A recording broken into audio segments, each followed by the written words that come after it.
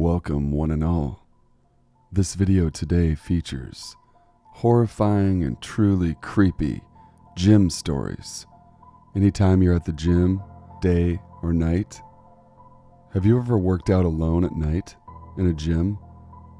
You're inside of a huge structure with weights all around. A place where each and every one has goals to become healthier, stronger, faster.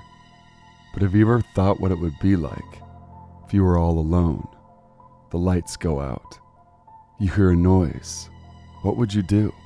This video will be featuring a good friend of mine, Hitchhiker.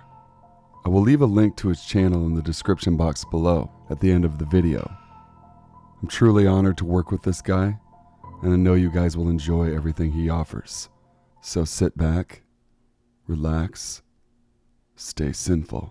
When I look back at high school, I would like to think that my experience was pretty normal. I played sports. I had a lot of friends. I kept to myself for the most part. I partied. I had a few girlfriends. But I also keep a haunting memory from those years. It was fall of 2009, and I was a senior. My 250-something senior class was finally excited to have reached one of the milestones of adulthood, getting the fuck out of high school. During the fall, I played on the football team. We were average, but we received a great amount of support from the community, the booster club, and the student body. We had 5 coaches, an athletic trainer, your typical cheerleading squad, and Friday night lights. I played running back. I didn't start, but second string got me enough minutes in the game to really make some great plays. Basketball was really my sport. I think what drew me to football was the amount of support and camaraderie it received. By no means was I a captain or even really a team member. These were the rough and tough, gung-ho, I'm trying to get a scholarship playing guys. They were nice to me, luckily. It was the last game of the season before playoffs, and Michael, our captain, was hosting a huge party at his house to celebrate. His parents traveled a lot, and usually left him and his younger brother Colton alone with the maid. However, at night they basically had free reign, especially to the liquor cabinet. I was excited. It was Friday night. We didn't have practice. I was stealing vodka from my parents' own liquor cabinet and thanking God they were visiting my aunt in Connecticut until Sunday. Besides getting incredibly drunk tonight, another one of my goals was to bring home Samantha. She played on the soccer team, and we had physics together. I figured I had a great chance with my football player status, empty house, and access to alcohol, that this would be foolproof. I wish I can only say this is how the night turned out. Michael and Colton did not live that far from me. We actually lived in the same suburban development. I hopped on my bike around 10 and headed down the street. When I arrived, it was mostly the football team and some of the cheerleaders. Michael turned up the music, and really from there, I was trying to drink as much as I could to get myself loose and sociable. By 1 a.m., I didn't even know who I was. However, I spotted Samantha from the corner of my eye and made my way over to her. She most likely thought I was an idiot, but at least I got her laughing. This was good. 2 a.m. Well, this is where the shit hits the fan. Starting to realize that I drank too much. I needed to leave. I needed my bed. Hell, I needed a bathroom floor. I pulled an Irish goodbye and started walking home, dragging my bike along with me. God, I was walking so slow. That's when I heard a car pull up alongside of me. "Hey, Mark." The voice said in a discouraged but almost curious tone. I turned my head, just to see that it was Mr. Rifton, the gym teacher and the offensive coordinator for the football team. I was screwed. Obviously, when you play a sport, you sign a contract that you will not do irresponsible things. That obviously includes drinking. They were going to kick me off the team. And if I was caught drinking, this only opened the can of worms to where I was and who I was with, especially during playoff time. Great. "How are ya?" he said, almost grinning. I'm fine. I was just heading home. It's late, so I'm going to bed. I don't even know how these words came out of my mouth. I'm sure they were slurred. Can I give you a ride? Coach Rifton asked. You know, for a good-looking guy in his mid-30s, you'd think he would have something better to do on a Friday night than drive around one of my neighborhoods. I'm okay, really. I just live down the street, Coach. He kept smiling at me, starting to creep me out. Maybe he was happy that he caught me, finally able to bust a group of guys who thought they were invincible. I wasn't one of those guys, though. Or he was drunk. That was my next guess. Mark, I know you're drunk. I know you were down there drinking. I know you were trying to get with Samantha. She's pretty hot, by the way. He winked at me. Gross. But I just want you to get home safe. I'm not trying to get you in trouble, really. I worry about you guys sometimes. One stupid move when you're drunk, and you can ruin a lot of things for a lot of people, one being this team. I instantly felt guilt. I didn't want to ruin anything. Get in the car, Mark. At this point, my drunken walk home seemed like a 10-mile hike, and dragging this bike was only making it longer. I set it down at the corner of the street next to a fire hydrant, hoping no one would steal it. I planned to return for it on Saturday morning. I got in the car and thanked Mr. Rifton for understanding. I was starting to get the spins. I closed my eyes until I arrived at the house. Except, this wasn't my house. I must have passed out in the car for a few minutes. Where are we? This isn't my house. This isn't my house. I refused to get out of the car. Mark, you fell asleep on me. I don't know your address, and you weren't answering me. What? Was I going to drive around the development for an hour waiting for a response? You can sleep here. I have an extra bedroom upstairs. He just kept smiling at me. Why do you keep looking at me and smiling? My words slurred out of my mouth like a toddler who was learning to talk. You're pretty cute and vulnerable right now. Want some water? I just stared at him. I was in a bad spot. I needed to get out of here. This was a side of Mr. Rifton that I didn't want to know. Was he hitting on me? Why? Why me? When he handed me a glass of what was supposed to be water, I looked inside to see a red liquid. It looked like juice. This isn't water, I said. I was starting to get angry. My fight or flight skills were coming to a head. Mr. Rifton approached me and tousled my hair. It almost looked as if he was sizing me up. You're special, Mark. You're not like the other guys on the team, and that's something to be really proud of. That's important. Oh boy, I wasn't sure where this was leading, but it was getting more weird and more uncomfortable by the second. Mr. Rifton, I have to go. I managed to make these words leave my mouth. I don't think that's a good idea, Mark. He placed his hands on my shoulders and started massaging them. Loosen up. You should feel pretty relaxed with what you've been drinking. At this point, his hands moved from my shoulders to my belt buckle. I bolted for the door. Rifton grabbed my shirt and pulled me back towards him. It became a struggle. This guy was a Division I wrestler, and during the winter season, the head coach of the wrestling team. This was not easy. He knew how to subdue somebody. I was determined to make it out of his house. I finally broke free and flew through the front door, my t-shirt ripping as Mr. Rifton had a death grip on it. With no shirt on, I just kept sprinting. I didn't even know where I was. I had to stop to throw up. Once I made it out of his development, I realized I was about 11 miles from my house. God, I could really use that bike. Great. At least I know from personal experience that being scared sober is very real. I started to jog. I just wanted my bed. At this point, I had no cell phone. My backpack was still at Mr. Rifton's. And to walk 10 miles, I figured it would at least take 2 hours, maybe 2.5, as I stopped to throw up every now and then. I made it home. It looked to be about dawn. I didn't even have house keys, for fuck's sake. I grabbed the hidden key and let myself in. I slept until 2:30 p.m. that day. How was I going to tell somebody something like this?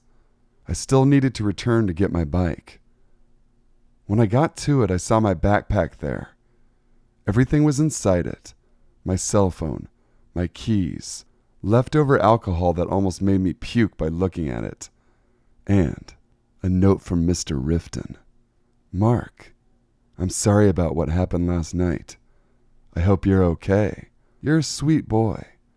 I'd love to make it up to you. Aaron. Really? He signed his first name? This guy's a freak. My stomach was in knots. Mr. Rifton. This was a guy who was good looking. He flirted with all the female teachers. Even the high school girls had a small obsession with him. He was funny, and he was a great coach. I went home that day and decided to never, ever repeat what had happened that night. Football season continued, and I kept as much distance as I could from Mr. Rifton. I didn't even go to any more parties. It was the spring when I was called down to the office one day. My parents were there, a police officer, and the principal. Hi, Mark. We have to ask you about some events that took place this past fall between you and Aaron Rifton, said the principal. At this point, I wasn't even thinking about that situation anymore. I had buried it so far deep down that I retched after the words left the principal's mouth. My parents looked horrified. Yeah, oh, okay. I can give you details about that, but what's going on? Well, Mr. Rifton was arrested last night on kidnapping charges and holding a student against their will. This student and their parents called the police, which sparked a search warrant. Found in his house was your shirt. We need any details that you have about that night. How do you know that's my shirt? I said. Mr. Rifton told us it was. Great. Now I was going to be the face of a scandal that I was inappropriately touched by my coach, or even worse, that I liked it. I told my parents and the principal the whole story. The cop took my statement and told me that I would be contacted if they needed more information or if they needed me to testify. I really didn't need all this grief to resurface. My principal wanted to speak with my parents without me there, so the cop and I left the office. Curious as to what happened, I asked the cop if he would tell me. Well, I'm not really supposed to give details, but seeing as you're one of the victims, when his house was searched, he had knives throughout the whole house. Now I'm talking machetes, cutting knives. They were all over the place in hidden spots. He was sleeping with your t-shirt every night. In his closet, he had cut out pictures of the yearbook of all of these boys from every year. I mean, piles of them, everywhere. His basement had shackles on the wall. It looked like he was building some sort of capture chamber. This is one weird guy, I'll tell you that. Anyways, take care, kid. Be happy you got out of there. I think I needed to pick my mouth up from the ground. Wait. Well, where is he now?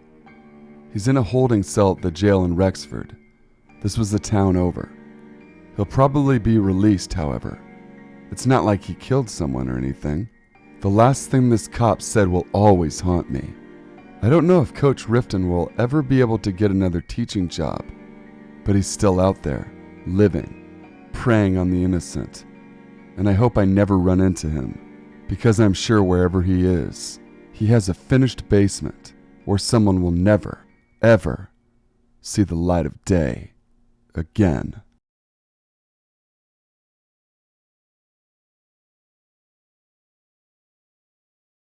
First off, I'll start by saying I'm a guy.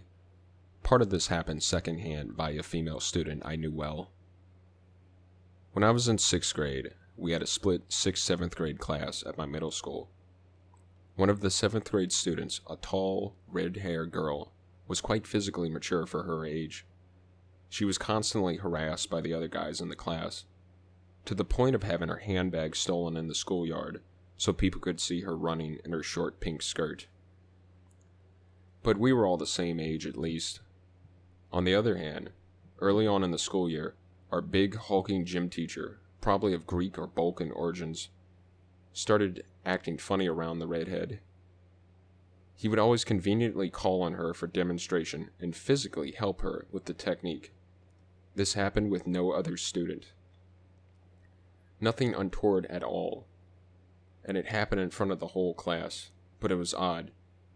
If he needed a guy, unfortunately it was me and one other guy, but thankfully he wouldn't move our arms or legs to show us the proper push-up position or anything like that. This went on all year until March, when he burst in on us boys in the change room. We all looked pissed, but there's nothing we can do. He has some BS pretext, says somebody took something, and he'd find the thief, if I recall correctly. After he leaves, we all start singing, Mr. I forget how many letters, is a perv. Mr. Blank is a perv. Students could probably hear it all the way to the cafeteria, which was right behind. The gym teacher, who could certainly hear it from his office, storms back in. Stop that right now, I'm getting the principal. We actually stopped, more or less, except for a few mutters, but a few minutes later, the principal walks in, stares at each and every one of us, and starts shouting us down. Which one of you is the thief? I'll have you expelled. All of you are protecting him, and now you're spreading rumors about Mr. Blank. Any more of this, and you're all coming to the principal's office. I mean it. Ugh. Maybe it was okay for Mr. Blank to enter the male's changing room, but we all thought he was creepy, especially those of us who had the hots for the redhead. Maybe we were just being paranoid. 2 days later, I get pulled aside, literally, I think from indoor soccer, and told to find the redhead, not her real name, obviously, and tell her to come to his office. That's odd, I think to myself. She's like 50 feet away, playing on the girls' side of the gym. Go find her yourself. Like I said, this guy is creepy as hell. Nevertheless, I can't do anything, so I go tell her that he wants to see her in his office. She looks scared, as am I. I go back to playing soccer, not forgetting the incident. Apparently, he had asked her if she had wanted anything from the teacher's lounge. No, she said. He leaves saying he's just getting some coffee for himself and a couple of donuts, just in case she changes her mind. When he comes back, he tells her he's been noticing her squats were poor and asks her to practice right there with him. Their conversation goes something like this. Girl, my team needs me. They're down a person. Teacher, forget about them. We're talking about you. Here, try it. Let me show you. Girl, but... Teacher, do it. The creepy gym teacher then proceeds to walk behind her, grab her waist, look down her blouse from behind her. Am I making you uncomfortable? She bolts out the office, leaves in a rush, tears streaming down her eyes. She goes to the change room early that day, and since PE is the last course in the day, I don't see her until the following morning. The next day, while he's in his office, he was usually in his office doing nothing and not supervising. And while we're supposed to be doing a few laps around the gym, she jogs up to me and a few of the other male students. She tells us everything. That afternoon, after class, in the boys' changing room, most of us had the hots for her, start screaming at the top of our lungs. Who's a fucking perv? Mr. Blank is. Somehow, the administrators didn't hear us. In the next 2 years I was there, as far as I know, nobody ever reported this guy. It must have shocked him to hear kids this young cursing, let alone cursing that loud. At any rate, he wasn't fired during my tenure there. What happened to the girl? Well, thankfully, he no longer called on her to demonstrate techniques for the rest of the year. He probably got the message through the walls of the boys' change room. Her final year there, she had a different PE teacher. Sadly, I lost contact with her after middle school. Thankfully, she did the smart thing and got out of the man's office before things got really out of hand. I'm worried something worse could have happened.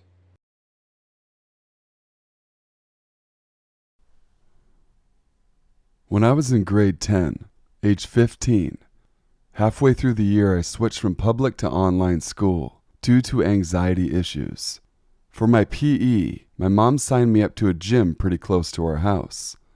Considering my anxiety problems, she signed up with me, so I wasn't going alone. The gym in question had 2 levels.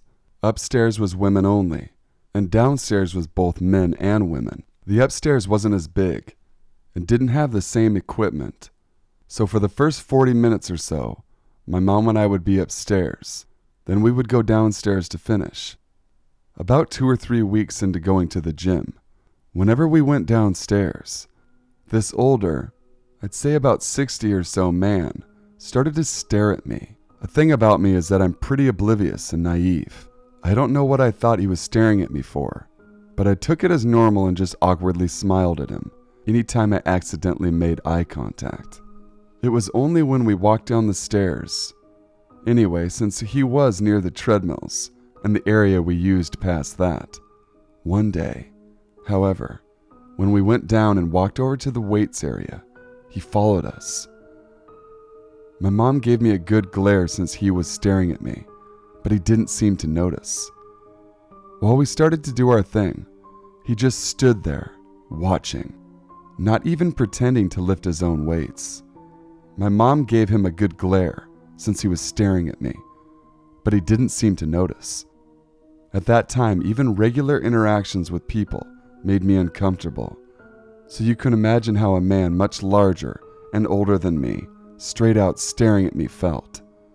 This continued for the next few days. After my mom and I walked downstairs, he would follow us and stare. I would try to not look at him if I could help it, but sometimes I would accidentally glance that way, and he'd be adjusting himself. Honestly, I tried asking my mom if I could stay upstairs rather than going down, and I think me being near tears and begging not to have to go down really made her realize how this was all affecting me. She still made me go down with her, but that time, when the man followed us, she turned around and told him right off. She told him if he didn't leave me alone, she'd cut off the parts that made him act like such a creep. I'm 18 now, and I've had other weird experiences, but this one still really bothers me. I think it's because of the time in my life it happened during. So, Jim Creep, let's never meet again.